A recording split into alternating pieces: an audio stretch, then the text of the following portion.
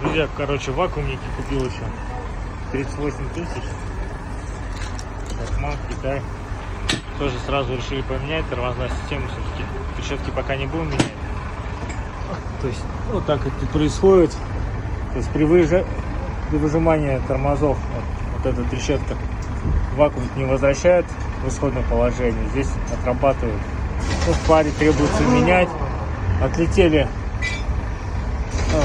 гофра, защитные чехлы, то есть забило там грязью все и уже не работает.